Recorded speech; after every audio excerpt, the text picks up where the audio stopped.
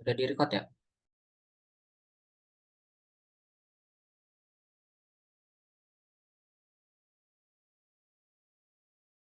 Mulai ya. Oke. Ya, langsung.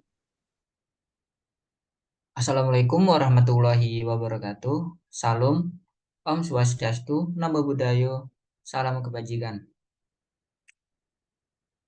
Kami dari kelompok 10 RB K3 mempersembahkan statistik kecelakaan dan investigasi kecelakaan kerja.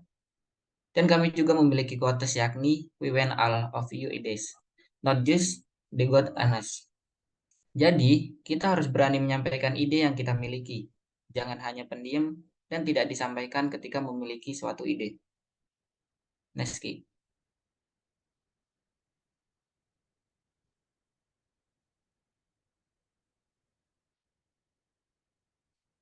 Berikut adalah tim proyek K3 kami, kelompok 10 dari kelas K3 RB yang beranggotakan. Yang pertama, ada Friendly Azam Pratama dengan NIM 120170120. Yang kedua ada Okta Azmi Putra dengan NIM 120170110. Dan yang ketiga ada Stefania Sinambela dengan NIM 119160072. Dan keempat ada Hendra Adi Putra Pangaribuan dengan NIM 120300016. Yang kelima ada Jenny Uliawan dengan NIM 120180025. Yang keenam ada Rizky Sanjaya dengan NIM 120170005. Yang ketujuh ada Nanda Discamat Afrian dengan NIM 120170109. Dan yang terakhir ada Andrian Marcelino 120170050. Next key.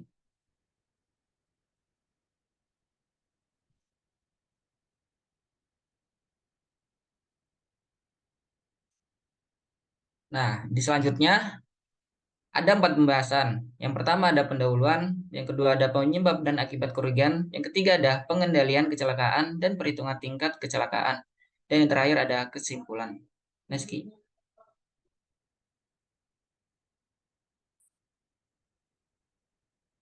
Langsung aja. Next.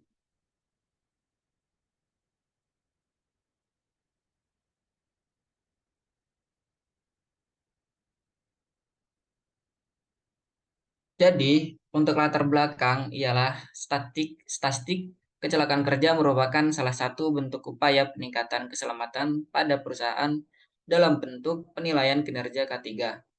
Statistik kecelakaan kerja juga bertujuan untuk menilai OHS performance program. Menggunakan statistik dapat memberikan masukan ke manajemen mengenai tingkat kecelakaan kerja serta berbagai faktor yang dapat digunakan sebagai dasar untuk mencegah terjadinya kecelakaan kerja.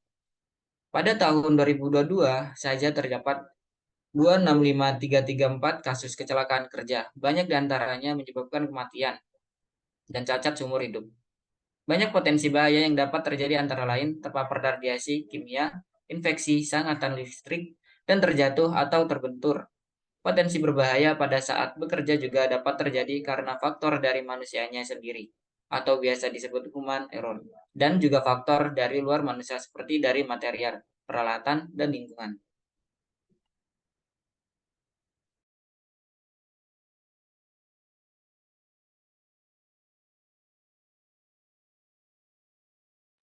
Selanjutnya itu adalah kecelakaan kerja merupakan suatu kejadian yang tidak diinginkan yang dapat berakibat cedera, gangguan kesehatan, hingga kematian pada manusia, kerusakan properti, gangguan terhadap pekerjaan, atau kelancaran proses produksi atau pencemaran. Investigasi kecelakaan kerja harus dilakukan oleh profesional atau tim investigasi yang kompeten untuk melaksanakan tugas tersebut. Oleh karena itu, investigator kecelakaan kerja harus mendapatkan pelatihan tentang prosedur investigasi kecelakaan kerja, teknik investigasi kecelakaan, dan analisa akar penyebab kecelakaan kerja. Sedangkan tim investigasi kecelakaan kerja atau TIK dapat disusun oleh investigator yang terdiri dari orang yang menguasai bidang tertentu atau ahli, dan pendamping tim atau satpam, humas, dan sebagainya. Beberapa tujuan dalam investigasi kecelakaan kerja yaitu yang pertama, meningkatkan keselamatan dan kesehatan. Investigasi kecelakaan kerja bertujuan untuk mencegah terjadinya kecelakaan serupa di masa depan dan meningkatkan keselamatan dan kesehatan pekerja di tempat kerja. Yang kedua yaitu menentukan faktor penyebab. Investigasi kecelakaan kerja bertujuan untuk menentukan faktor penyebab kecelakaan seperti kesalahan manusia, kondisi lingkungan kerja yang buruk, atau kurangnya pelatihan pekerja. Yang ketiga, menentukan tindakan perbaikan. Investigasi kecelakaan kerja bertujuan untuk menentukan tindakan perbaikan yang perlu dilakukan untuk mencegah terjadinya kecelakaan serupa di masa depan. Tindakan perbaikan dapat berupa perbaikan sistem atau prosedur kerja, pelatihan pekerja, dan perbaikan fisik di tempat kerja. Yang keempat, menentukan kewajiban hukum. Investigasi kecelakaan kerja juga bertujuan untuk menentukan kewajiban hukum perusahaan atau pekerja terkait dengan kecelakaan, termasuk tanggung jawab perusahaan untuk memberikan kompensasi kepada korban kecelakaan. Yang keenam, meningkatkan budaya keselamatan. Investigasi kecelakaan kerja juga dapat membantu meningkatkan budaya keselamatan di tempat kerja dengan menunjukkan bahwa perusahaan serius dalam menjaga keselamatan dan kesehatan pekerjanya dan mengambil tindakan untuk mencegah kecelakaan di masa depan.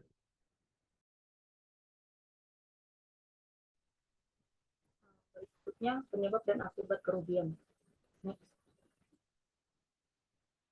Mengenai latar belakang penyebab dan akibat kerugian dalam kesehatan dan keselamatan kerja, ada 3 faktor, yaitu faktor lingkungan, faktor manusia, dan faktor peralatan. Menurut Adnijar 2012, setiap kecelakaan kerja akan menimbulkan kerugian besar, baik itu kerugian material atau fisik. Kerugian yang disebabkan oleh kecelakaan kerja antara lain: poin pertama, kerugian ekonomi. Poin kedua, kerusakan alat dan bahan dan bangunan. Yang ketiga, biaya pengobatan dan perawatan. Keempat, tunjangan kecelakaan. Kelima, jumlah produksi dan mutu berkurang. Keenam, kompensasi kecelakaan. Ketujuh, penggantian tenaga kerja yang mengalami kecelakaan. Kedelapan, kerugian non ekonomi. Kesembilan, penderitaan korban. Kesepuluh, hilangnya waktu selama sakit. Dan yang terakhir, hilangnya waktu kerja. Next. Pengendalian kecelakaan kerja. Pengendalian kecelakaan kerja dibagi menjadi 3 bagian, yaitu poin pertama, upaya pencegahan kecelakaan kerja melalui pengendalian bahaya di tempat kerja. Yang pertama, melalui pemantauan dan pengendalian kondisi yang tidak aman atau sering terjadi bahaya di tempat kerja. Poin kedua, memastikan peralatan yang dipakai sesuai sertifikasi. Ketiga, kelengkapan alat pelindung diri atau APD. Keempat, mengikuti SOP yang berlaku. Pada poin kedua, upaya pencegahan kecelakaan kerja melalui pembinaan dan pengawasan, yaitu poin pertama, mengikuti pelatihan dan didikan K3 oleh tenaga kerja. Dan poin kedua, melakukan konseling atau konsultasi mengenai penerapan K3 oleh tenaga kerja. Dan pada poin ketiga, melakukan pengembangan sumber daya ataupun teknologi yang berkaitan dengan peningkatan penerapan K3 di tempat kerja. Dan poin ketiga, upaya pencegahan kecelakaan kerja melalui pembinaan dan manajemen. Ada 3 poin, yaitu mengikuti pelatihan dan pendidikan K3 oleh tenaga kerja. Poin kedua, melakukan konseling atau konsultasi mengenai penerapan K3 oleh tenaga kerja. Dan pada poin yang terakhir, melakukan pengembangan sumber daya ataupun teknologi yang berkaitan dengan peningkatan penerapan K3 di tempat kerja. Next.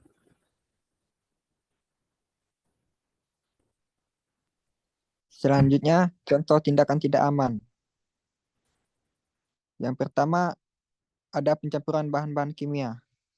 Bahan-bahan kimia begitu berisiko untuk para pekerja, di mana bila hingga bahan bercampur baur antar sesama bahan kimia bisa mengakibatkan keracunan. Yang kedua, bekerja sembari bercanda dan bersenda gurau. Ini adalah salah satu tingkah laku yang perlu dihilangkan karena bisa menyebabkan peristiwa yang begitu fatal. Yang ketiga, kerjakan pekerjaan yang tidak sesuai dengan skill atau keterampilan.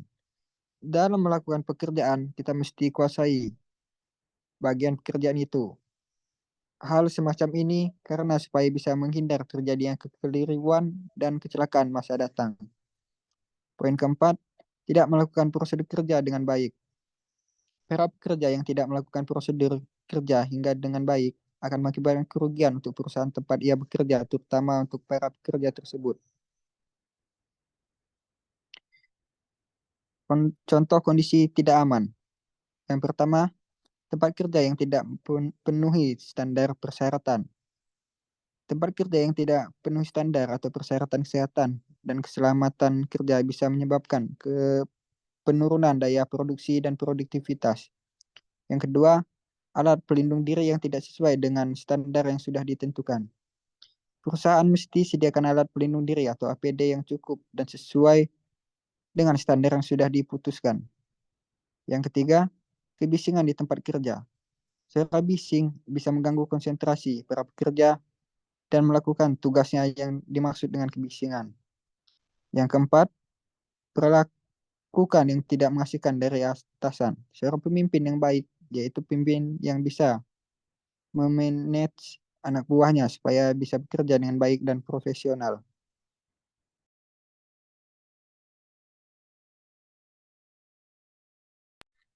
Oke, penyelidikan kecelakaan dan perhitungan tingkat kecelakaan.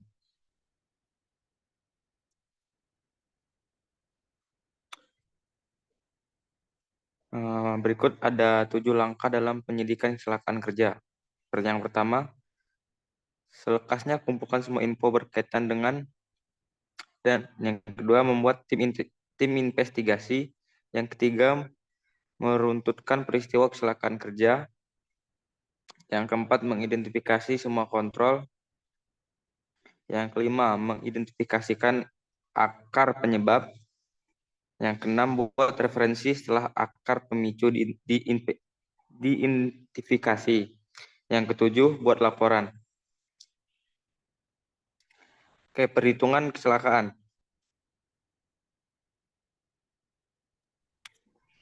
Kemudian ada contoh perhitungan tingkat kecelakaan kerja. Pertama ada insiden rate. Insiden rate menghitung tingkat insiden baik yang menyebabkan cedera atau tidak per 200.000 jam pada pekerja dalam 1 tahun. Insiden rate atau IR, jumlah kasus insiden dikali 200.000 per jumlah jam kerja pekerja. Jumlah insiden 10. Jumlah jam orang dalam periode tertentu 1 tahun. 250 orang dikali 50 minggu dikali 40 jam per minggu sama dengan 500.000. I sama dengan 10. 10 adalah jumlah insiden dikali dengan 200.000 per 500.000 dikurang 250 sama dengan 4,002. Dalam 1 tahun terdapat 4,002 jumlah insiden per 200.000 jam kerja. Kedua itu ada frekuensi rate atau bisa dijelaskan sebagai tingkat kekerapan kecelakaan yang menyebabkan kecelakaan atau cedera kerja per 1 juta jam kerja orang akibat kecelakaan selama periode 1 tahun. Untuk rumus frekuensi rate adalah jumlah kecelakaan dikali 1 juta per jumlah jam orang kerja. Jumlah kecelakaan misalnya ada 12 kasus. Jumlah jam orang dalam periode tertentu adalah 1 tahun. Sehingga 500 orang dikali 50 minggu dikali 40 jam per minggu sama dengan 1 juta. F-nya sama dengan 12 kali 1 juta per 1 juta sama dengan 12. F dalam 1 tahun terdapat 12 kecelakaan setiap 1 juta jam orang.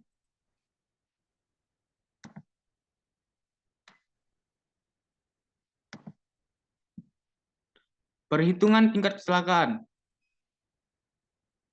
Severity rate adalah angka yang menunjukkan jumlah hari yang hilang per 1 juta jam kerja orang akibat kecelakaan selama periode 1 tahun. Severity rate memiliki rumus persamaan jumlah hari yang hilang dikali 1 juta per jumlah jam orang kerja. Jumlah hari hilang, 2 orang meninggal dunia sama dengan 2 kali 6.000 sama dengan 12 hari. 1 orang lumpuh total sama dengan 6.000 hari. 1 orang hilang fungsi mata sama dengan 1.800 hari. 1 orang cacat tetap ruas pangkal ibu jari kaki sama dengan 300 hari. 1 orang luka ringan 40 hari sama dengan 40 hari. Satu orang luka ringan selama 2 hari sama dengan 2 hari. Yang lainnya terdapat langsung bekerja sama dengan 0 hari. Sehingga jumlahnya adalah 20.142 hari. Sehingga S-nya didapatkan 20.142 dikali 1 juta per 1 juta sama dengan 20.142.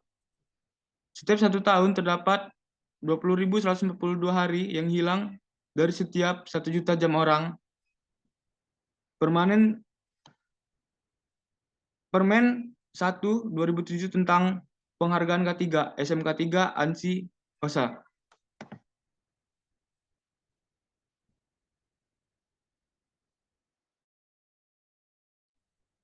Baik, berikut merupakan pengelompokan keparahan kecelakaan berdasarkan kebutuhan penanganan medis. Pengelompokan keparahan kecelakaan berdasarkan kebutuhan penanganan medis adalah metode untuk mengklasifikasikan tingkat keparahan cedera pada korban kecelakaan. Tujuannya adalah memprioritaskan penanganan medis sesuai tingkat keparahan cedera. Metode ini melibatkan evaluasi kondisi fisik korban, termasuk kesadaran, tekanan darah, nadi, pernapasan, dan tingkat keparahan luka atau fraktur. Cedera dibagi menjadi kategori ringan, sedang, atau berat. Next.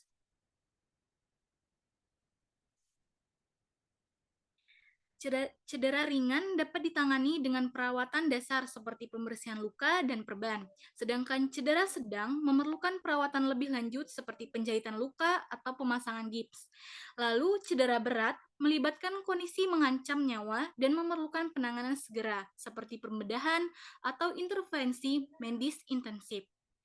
Nah, pengelompokan keparahan kecelakaan berdasarkan kebutuhan penanganan medis penting untuk memastikan perawatan yang sesuai. Sistem ini membantu tenaga medis mengalokasikan sumber daya dengan efisien dan memberikan perawatan tepat untuk waktu untuk setiap pasien.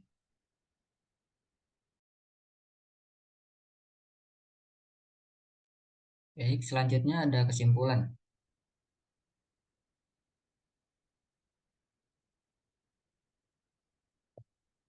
Baik, berikutnya merupakan kesimpulan yang didapat dari materi yang sudah kami kerjakan, yaitu yang pertama ada statistik kecelakaan kerja merupakan salah satu bentuk upaya peningkatan keselamatan pada perusahaan dalam bentuk penilaian kinerja K3.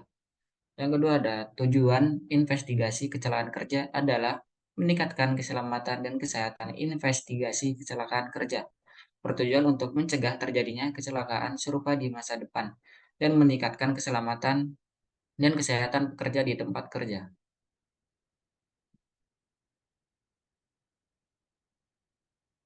Yang ketiga ada untuk melakukan investigasi kecelakaan kerja, ialah kita harus melakukan secara sedetail-detailnya.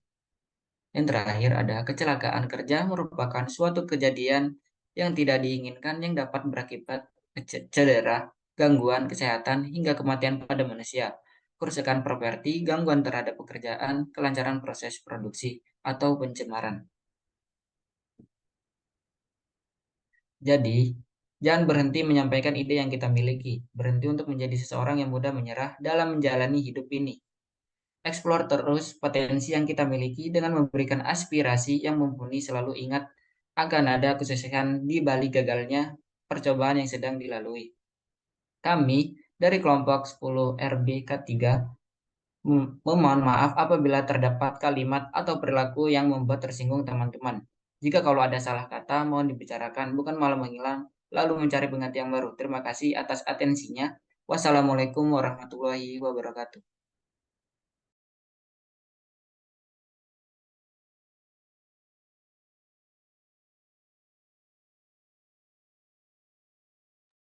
Ya, udah aman. Terima kasih guys.